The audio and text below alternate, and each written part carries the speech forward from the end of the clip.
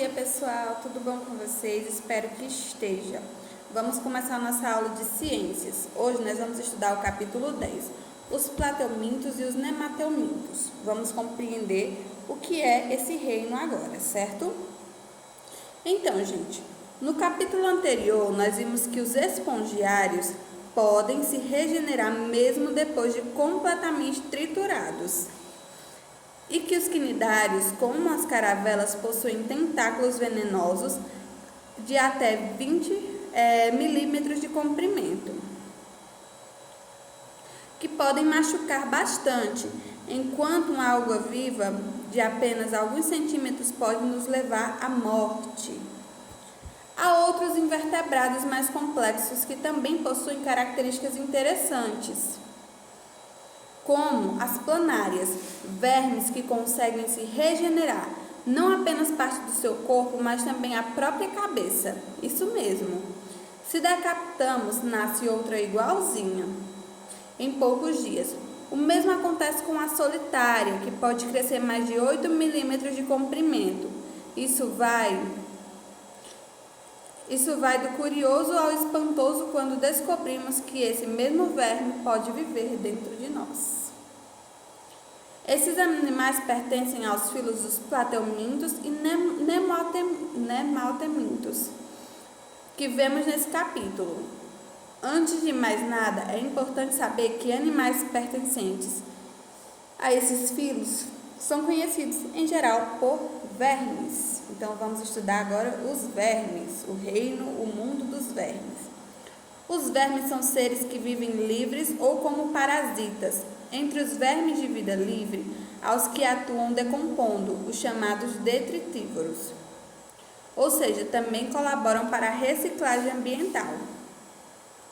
Entre os parasitas, ganham destaque aqueles que provocam doenças em vegetais e outras em animais, sobretudo no ser humano, é o que ele mais gosta. Essas doenças são conhecidas por verminoses e analisaremos algumas nesse capítulo. Os plateumintos. Entre 20 mil espécies conhecidas de vermes, muitas vivem em ambientes aquáticos, mas também podem ser encontradas em lugares apenas úmidos.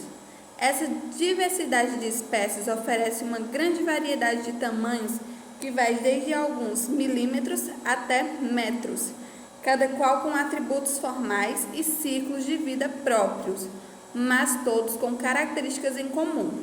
Por exemplo, o corpo achatado, por isso o nome, achatado, verme. As planárias, vamos ver o que são planárias. Provavelmente você nunca viu uma planária, porque ela vive sua vida bem distante de nós, em brejos, por exemplo, alimentando-se de moluscos, decompondo animais maiores e etc.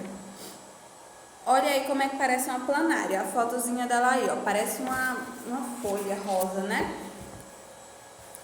Com apenas 1,5 centímetros em média, as planárias possuem um par de grandes olhos, grandes e dóceis. Na verdade, são os órgãos de sentido chamados de ocelos, que podem apenas detectar contrastes entre o claro e o escuro.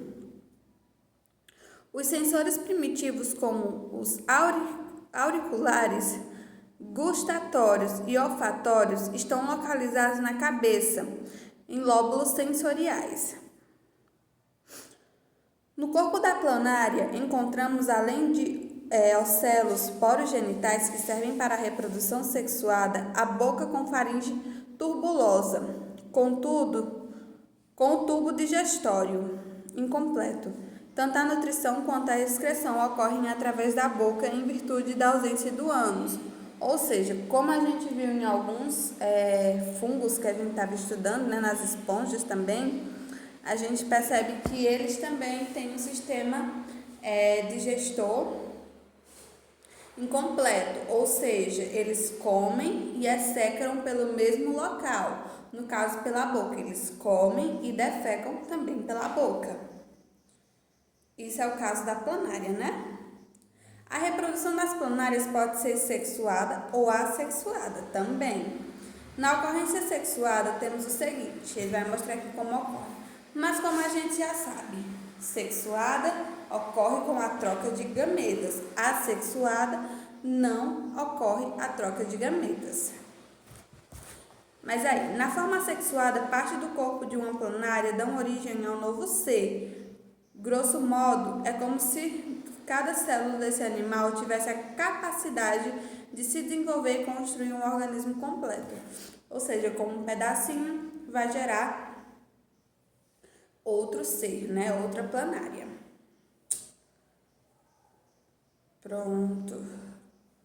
Elas têm um grande poder regenerativo, ou seja, se você cortar uma delas, elas podem se regenerar, ela pode virar outro bicho.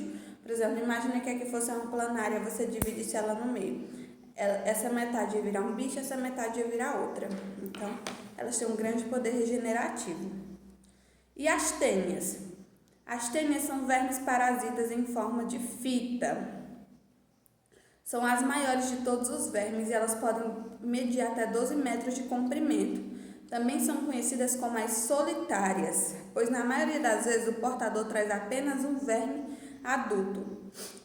Na espécie humana, esses vermes podem causar doenças tais como teníase e cisticerose, aquelas cobrinhas que ficam na barriga das crianças. Normalmente criança tem esse problema. O corpo da tênia encontra-se dividido em cabeça, ou escolex, pescoço e corpo, ou estróbilo, que é dividido em segmentos chamados proglotes. Dependendo do tipo de tênia, a forma da cabeça varia de acordo com a localização das ventosas e a presença ou não de ganchos. As duas espécies principais de tênia são a Taenia solium e a Taenia sagittana.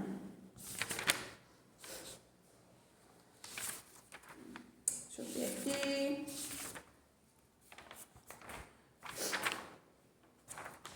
Os esquistossomos são vermes que apresentam sistema digestivo incompleto por não possuir um local de eliminação, também defecam pela boca. São mais conhecidos dele o Cistossoma mansoni. Esse verme pode causar na espécie humana uma verminose conhecida como esquistossomose ou barriga de água. Lembra aquelas crianças que têm uma barrigona, que tem, o pessoal diz, é verme. Normalmente é esquistossomose, que é causado por esse tipo de verme. Olha ele aqui, essa cobrinha. Próximo. Os nemateumintos eu vou dar na próxima aula. Eu vou ficar só com os plateumintos hoje, para não misturar, tá bom? Como eu expliquei os plateumintos, vocês vão fazer essa atividade primeira aí, ó, da página 111 e 112.